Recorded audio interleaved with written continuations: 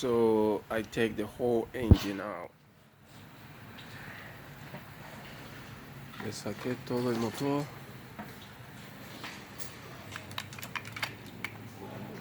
Para cambiar el timing chain, la cadena de tiempo.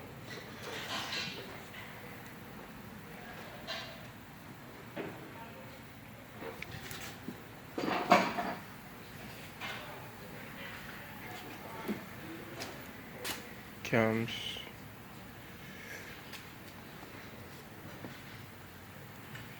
Cam fecha.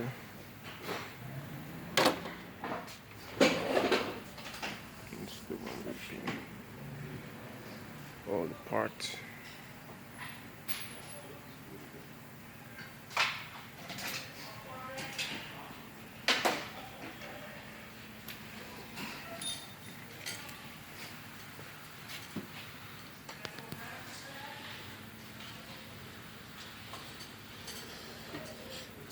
Then I go put back the timing chain and everything.